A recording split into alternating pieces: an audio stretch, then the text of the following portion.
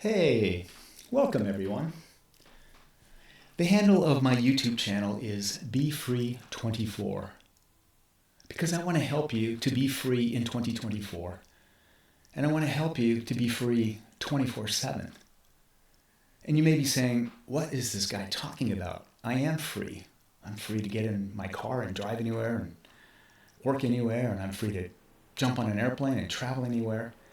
But that's not the freedom I'm talking about. I'm talking about freedom of the mind. Freedom of the mind for psychological well-being. Freedom of the mind for optimal health. Freedom of the mind for less suffering. Better yet, no more suffering. And yes, that is achievable. In fact, I would assert it's the nature of our being. It's your inherent right to have peace and to be happy. And it's just so veiled and covered with this mind-made activity and this thought patterns that we have, and that is the obstacle. It's like dark clouds covering up the sun. It's available to you. So my hope is with this video and all the videos on this YouTube channel to share some insights and to see that that is available to you.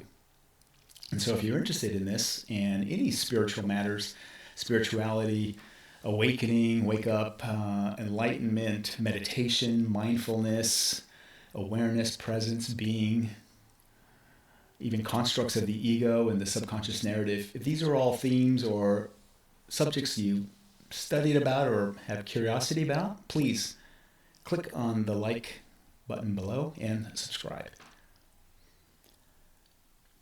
Today I'm going to talk about time. And I'm not talking about the Rolex on your wrist or the clock on the wall or what your iPhone says. I'm talking about psychological time, the illusion of time. And what do I mean by that? I mean that the mind creates time. The mind is in time. It is always dwelling in the past or imagining in the future. We are just a walking conversation all day, every day. Thinking, dwelling, dragging our past around. We're trapped in our mind. It's like a mental prison where we're reliving, recycling, rehashing the past, and then imagining and forecasting and fantasizing and plotting and scheming the future, projecting out there. And it just robs us of all the joy and vitality that is available to us in this present moment. And if you can see the madness of that, there's a lot of freedom on the other side of that. So I'll give you a statistic that may blow your mind. It has been estimated that we have 60,000 thoughts per day. 60,000. But here's the insane part. 95% of the thoughts you have today are the same thoughts you had yesterday. 95%. Insane. What are you thinking about? I'll tell you what you're thinking about.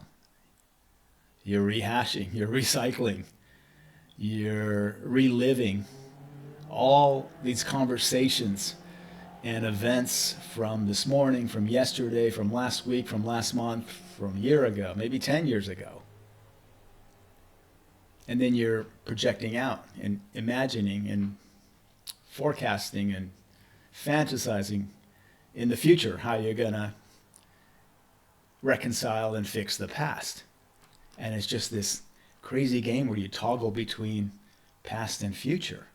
And again, it denies you of the present moment. And actually the past and future are interconnected because pain from the past influences fear in the future. I'll give you an example that's very relatable to all of us. You had your heart broken, and then you meet a new guy and you're excited, and yet because you had your heart broken and were burned before, you're very guarded. You put your walls up and you're not showing or presenting your best version to this new guy who you're really excited to get to know.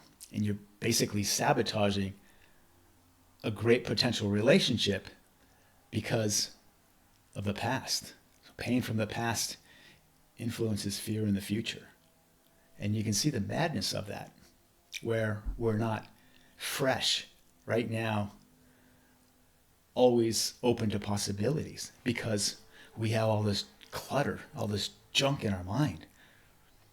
You know that wonderful feeling when you clean out your closet or garage? You have all that space, all that light, no more clutter. It's the same thing that can apply with your mind. If you get rid of all this junk and clutter in your mind, it frees you up for light and space and potential and possibility and creativity and joy. It's really an amazing thing. But you have to free yourself of that. And the paradox is we think all our thoughts are so valuable. They're so useful. They're so necessary. But they're actually the problem.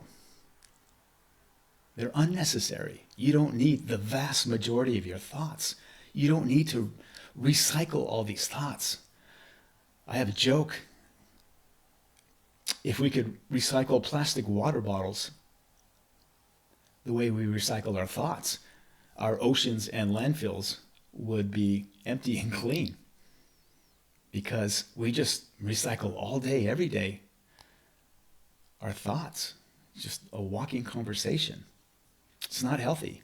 And yet it's so normal that we really don't question it because we're so immersed in these thoughts and we so identify with these thoughts, we don't even know we're doing it. And that's where the madness is.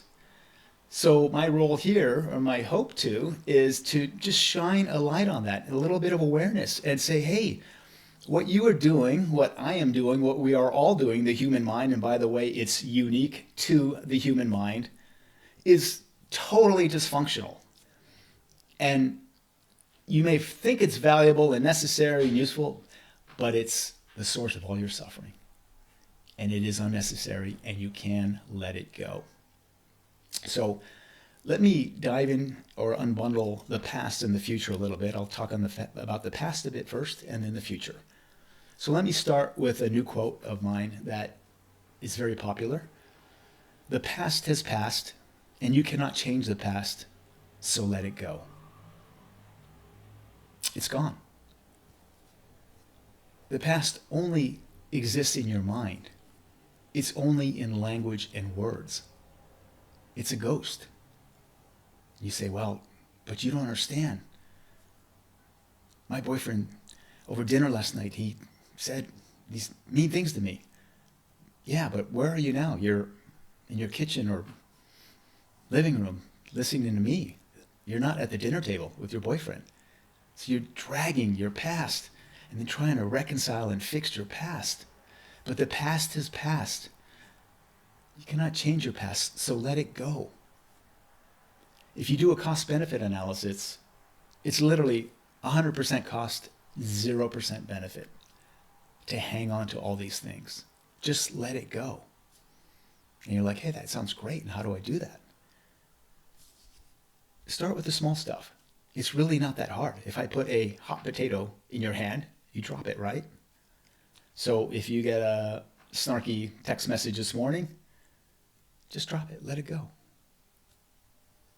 You had a heated conversation with your wife, you don't need to drag it around with you all day. And by the way, what we typically all do is we pollute our environment. We go out and we tell everybody like, oh my God, you're not going to believe what she said. And you call your friends, you talk to anybody at work that will listen to you, you call your brother, your mother, your father, everybody, and you just pollute your environment and you keep the memory alive. You keep this thing alive.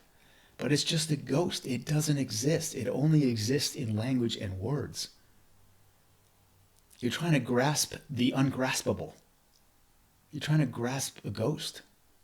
It doesn't exist. It only exists in your mind, in language and words. So let it go. We feel like it serves a purpose and serves us well, but it doesn't. It's just the opposite. It's the main source of your problems. Take the word depression. You're depressing. You're pushing down. You're hanging on to things. You're hanging in there. You're hanging on to the past. You're not letting it go, and it just depresses you. It pushes it down. It's like boarding an airplane with 3 carry-on baggages. You just weighed down. Your shoulders are weighed down, your posture, you're just dragging. You don't need to do it. How nice is it to board a plane with no luggage at all? The light and the levity, and you're just kind of prancing around, moving to your seat, feeling good. That's what life can be like if you just get rid of all this clutter, all this junk. You know that wonderful feeling when you clean out your closet or garage? You have all that space, that light. Get rid of the clutter. You don't need it. It doesn't serve any purpose. It does not serve you well. So that's the past. The future, which creates anxiety, which is future-oriented, is generally about worry and concern. And by the way, anxiety, really, the core of it is either you don't feel safe or you don't trust in tomorrow. One of those two things. And the mind is always designed, the mind is designed to predict and protect. So it's a prediction machine trying to predict what's coming next. And then it's a protection machine trying to protect you from what it just predicted. But both the prediction and the protection is in the future. Now, is that insane or what? I'll say it another way. You have one brain. That brain is always worrying and concerned. And then that same brain is strategizing how to resolve the worry and concern of the future. And yet both of those are in the future. You see what I'm saying here? It's madness. We're trying to find certainty in uncertainty. I have a mantra: let go, don't know. Let go of the past, don't know the future. Be okay with saying, I don't know. I don't know. I don't know what's going to happen tomorrow. I don't know what's going to happen next year. I don't know what's going to happen in 10 years. I don't know. I could get hit by a bus tomorrow. I could live another 30 years. I don't know. But for me to try to predict and protect and strategize, and it's just madness, and it's wasted energy. And all these thoughts, these 60,000 thoughts that we have a day, thoughts are just energy. They're energy formation. They're not like solid entities. They're like puffy white clouds going across the sky. They're just transitory. They're intermittent. But it's energy. Think how much wasted energy you use every day with all this thought patterns, mind-made activity. It's madness. So I'm here to tell you, there's another gear that you can live life from. You don't have to live this way. Another gear you can live life from. And this gear is staying present in the moment and not immersing yourself in these thoughts and not identifying with these thought patterns. They don't serve you well. You just let them go. You're not going to be able to stop your mind, but you can put some space and separation between them. And so you're not identified and immersed with them. There's freedom there on that other side. There's light and levity and joy and peace. At some point, if you really live in this new gear, you will feel continuous, unbroken peace of mind, which I would assert all of us want more than anything. And I can tell you, it's just a wonderful, joyous place to live from. Because if you have peace, then you're happy. You're happy because you're not unhappy, if that makes sense. I don't mean singing and dancing happy. Just, I'm happy because I'm not unhappy. And then you have joy and vitality, and then ultimately love. And joy, so happy is for a reason. Joy has no reason. So happy, you get your ice cream or shiny new car or new boyfriend or whatever, you're happy. But it's transitory. It can come and go, right? When it's good, it's good. Pleasure and pain.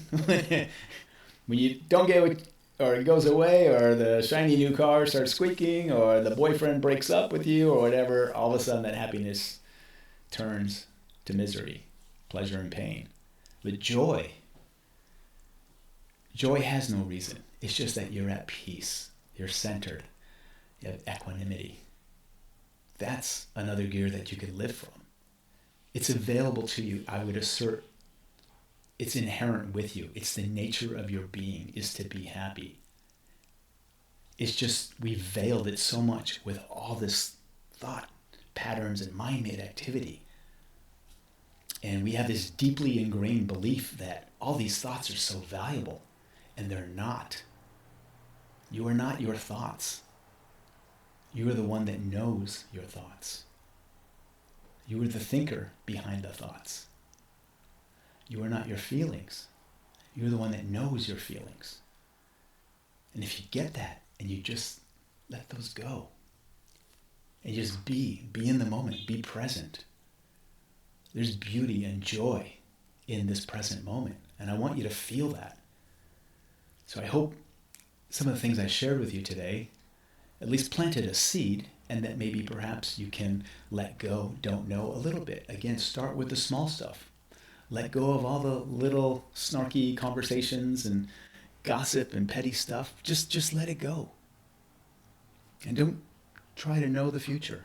Don't try to find certainty in uncertainty. Just say, I don't know. I don't know what tomorrow brings. But I know that I'm here right now. And I know I'm going to take advantage of that and live in the moment. And that's where the happiness and the peace and the joy and vitality and ultimately love comes from. If you're happy and joyful, how do you hurt people? Happy people don't hurt people. Hurt people hurt people. So now you have this new energy. And people want to be around you because you're happy. It's a beautiful thing. But start slow. Just see all this mind-made activity. Be aware of it. And then start practicing letting go. I have a great metaphor. You're in a boat and you have a tiny little bucket. And the boat is taking in water. And you have your bucket. And as the water comes in, you grab your bucket, throw the water out. More water comes in, bucket throws it out. Water coming in, water going out. Water coming in, water thrown out. Do that in your daily life. Stuff's going to hit you. Somebody's going to say something. You're stuck in traffic. It's raining. Line at the supermarket. You're delayed at the airport. All this stuff is going to hit you. Don't let it accumulate. Just grab your bucket, let it go. If your cup is empty, it doesn't spill over. But if your cup is full, it's going to spill over with just the next little drop. And have you ever seen like road rage when somebody just goes nuts because they got cut off? Their cup is full, and it was just that one last little thing that just triggered and set them off, and they go freaking ballistic. I know you know what I'm talking about. But if your cup is empty, if your boat is empty, you're not going to have that anger and rage in you. And it's a beautiful way to go through life.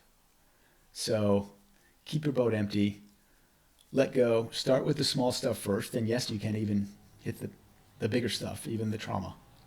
But I'll have other videos on that. So I'll leave you with that. Thank you for your attention. Onward and upward. Love and light.